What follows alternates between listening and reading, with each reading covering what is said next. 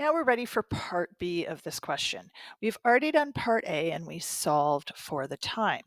In part B, we're now going to go back to the horizontal information, and that's because we can remember that when we consider the horizontal information.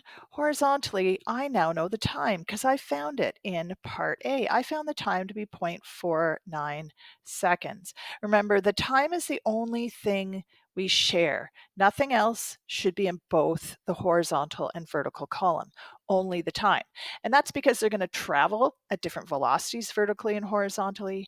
They're going to cover different distances vertically and horizontally, but it's still one object going through an arc. And that means they will have the same time because it's one object doing the same thing. So in part B, I want to know how far does it go horizontally. It's called its range as well. That's the other word for it, is the range. And the only equation I can use horizontally is v equals d over t. That's all I have because it's moving at a constant velocity. But that's all I need because I know that I have a velocity of 90. I don't know the time, but I do know I don't know the distance, but I do know my time. And I'm going to use my unrounded version of my time. It's not cheating, it's keeping the accuracy to the end. I did round that time, but remember I rounded that for purposes of my therefore sentence. I want this to keep the accuracy as well. So 90 times 0.4949. Now, some people might think that we get more significant digits because if you go back to the top of the question, you'll see we had 90.0, 3 sig figs, and 1.20, also 3 sig figs. But this time was affected by using 9.8.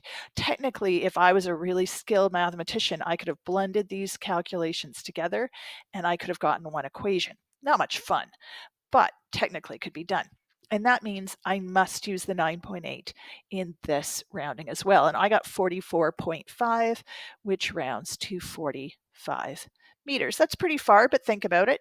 It should be pretty far. We are dealing with a paintball gun, and the whole point of the game of paintball is to be able to get that ball down the field a really long distance.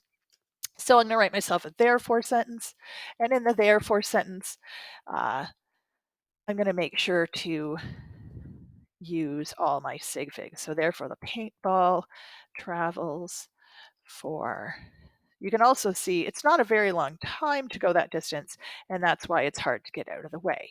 So 0.49 seconds and has, I'm going to call it a range of 45 meters because it's down the range 45 meters.